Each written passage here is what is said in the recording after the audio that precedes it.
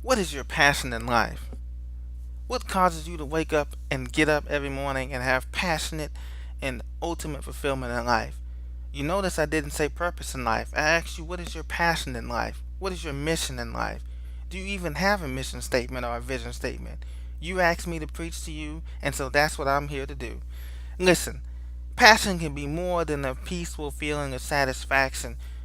It is giving you that intrinsic joy and meaning, knowing that you're living life your own way and on your own terms. But not everyone knows exactly what is their his or her passion is now. Don't worry, if you're looking for a passion for a new career or to fully immerse yourself in a new hobby or activity, there are many things to choose. Finding and reclaiming something that you enjoy and love as a passion has a surprising effect on your whole health and outlook on your life. Okay? So it can be very frustrating when people tell you to follow your passion. Just follow your passion.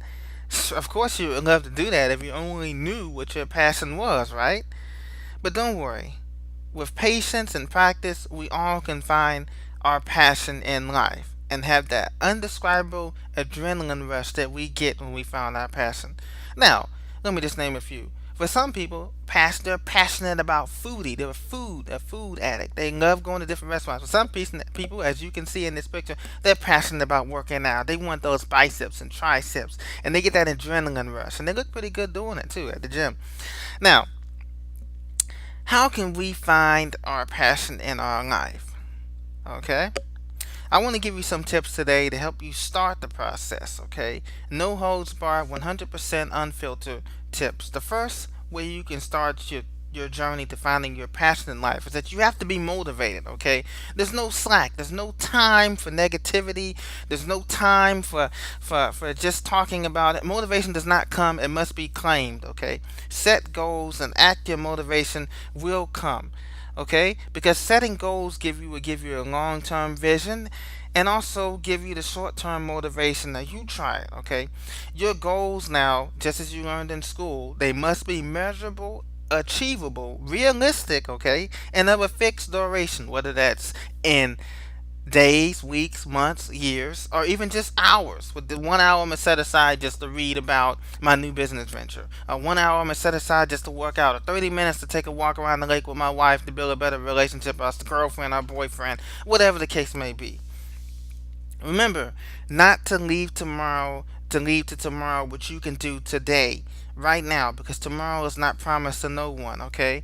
Everyone needs a cheerleader, though. Someone in their side to gas them up, to light them up. So find you a mentor. Find you either a sibling or a parental relationship or a spousal relationship. Someone to encourage you, to give you a wake-up call. Say, hey, did you take that lap around the park today? Hey, how are you doing with that book? How that new book you're supposed to be writing? Hey, what are you doing with your workout goals? Just someone to keep you on the track of accountability, okay? So, the more motivated you are to work hard and stay focused when unavoidable bumps come in life's way, the more chances you are going to be to stick toward the finish, toward the end, because that's the main goal. Whether you finish first or you finish last, you still finish the race that God has called you to finish in your passion in life, okay? It won't feel, and besides, it won't feel like work because you're in your passion. Now, number two, your natural gifts and talents, okay? Look at what comes easy to you, okay, in life. Some people they can do public speaking easily. Some people can sing easily. It just comes natural. They don't they can make it a little bit nervous butterflies, but you can tell that they're always into it. For some people it's sports. For some people it's music. For some people it's drama. For some people it's writing, public speaking. For others it's more of an intrinsic value. They're good at hospitality. They're good at preaching. They're good at making people feel good. They're good at comfort, showing mercy. Spiritual gifts are also included in this, okay? So now there are only um, in terms of you worrying about everyone not having unique talents, there's only a 1 in 333 million chance that you had the same main five themes as other people. So don't worry about that because everyone is unique. Every gift and skill only you can provide to the world. Okay. Once you know your skills, you can determine where you want to exercise that skill and how you want to provide it. Whether that's on the internet, whether that's in person, or whether that's one to one, providing teaching or mentoring or whatever skill that you want. Okay. Now, remember to consider all possibilities. Okay. your job, dream job, or career may look totally different 10 years or 5 or 10 years from now because of automation, because of AI, because of the international nature of a lot of jobs now. We know that a lot of jobs have been shipped overseas. We know that different things are going on. So just think outside the box of your career. There's a lot of ways that you may have to work from home more. There may be freelancing opportunities to showcase your career. There may be unpaid internships opportunity to help find your passion in life. Okay, so the first step in how to find your hitting, and I mean not the first step, but the more steps you want to do to find your hitting talents is to identify your personal values and goals. Okay, because I believe we work out of a set of ethics and goals and personal values. And also that aligns with you. You never want to do anything that your passion in life and talent in life is never gonna intersect or contradict your personal values and ethics and goals and values. Okay, because that's called integrity. When you exercise your gift in integrity, your passion only increases because you're working out of your calling. Okay, create a purpose statement about your life. Have a journal. In your ideal world, create a purpose and vision statement. It doesn't have to be something crazy. It can be like inspire and empower people to live their highest vision in the context of love and joy. Okay, well that's what you do. Then every day strive to do that. Love yourself. Prayer and have faith in God. It's very important that you have faith in God. Okay. Now, according to Mark 8:34, you lose yourself when your goal becomes greater than you. You have to have something greater than you to live for. That's what Dr. Martin Luther King Jr. said in his famous speech. Okay, when you live for something greater than you, you know that there's never a chance, there's never an opportunity where your passion is gonna outlive you. So there's never a point where you reach perfection and where you're gonna be doing everything on your own.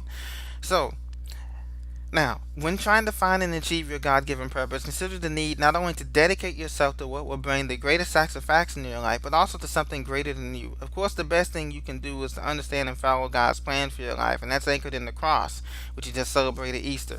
God gave him his life, his son's life, Jesus Christ, up to us, for each and every one of us. And he gave his all for us so that we can have a meaningful life that comes through the cross. Okay, start by asking God to show you his plan for his life, and he will. You may not have a complete picture of what you want to do at this time. Okay, it may be too big for you to handle, but open up your heart. As you open up your heart, he will reveal little to little by you, and just as one bicep curl after another, you start moving on to more and more. Okay, now, hey, what's the importance of finding your passion in life? Well, number one, you don't waste time on doing things you don't love, and you don't waste time on not fulfilling the mission that God has for your life. Okay, success. You have a better chance of success when you're operating in your passion in life. Number two, you're more difficult to stop because this is you work harder and smarter in your passion. It doesn't feel like work. It produces energy. You're like, oh man, you get the next high. You're like, oh man, this doesn't feel like work. I just love them. So you stay up late nights, early mornings, whatever it takes because you love this. You invested in this. Your whole body, mind, and soul is invested into exercising your passion. You will not feel like you're working that hard. It goes back to the same point I mentioned. Like I said, when you're in your passion. Okay, now you're not thinking about, oh man, it's 5 o'clock. I got to get out of the office now, the cubicle. I got to get out of my cubicle. It's 5 o'clock. Oh man, it's Friday. Oh man, it's Monday again. I got to go back in. Oh, all that stuff doesn't matter when you're in your person, and when you're operating in your passion, my friends. Okay. And the fourth thing is that you expand your area of expertise. You start to get beyond the beginning duties of your passion, and you start to get into the more advanced duties of your passion. Okay. Now it becomes your passion is becoming as easy as it is breathing. Okay, so once it becomes that easy, you take on extra work and extra tasks because now you become a supreme multitasker, because there's nothing like being able to set goals for yourself and reaching them in such a little short time. And now you're able to help others find their passion and to make them truly happy, and that's the ultimate goal, is to ignite.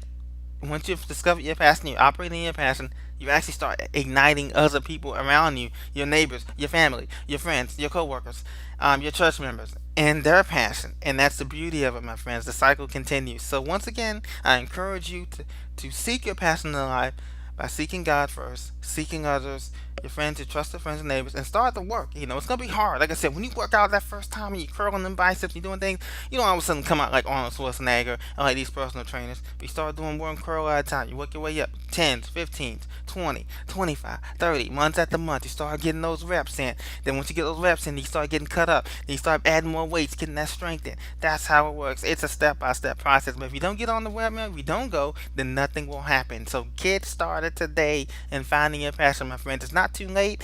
God bless you all, and have a great day. I'll talk to you again soon.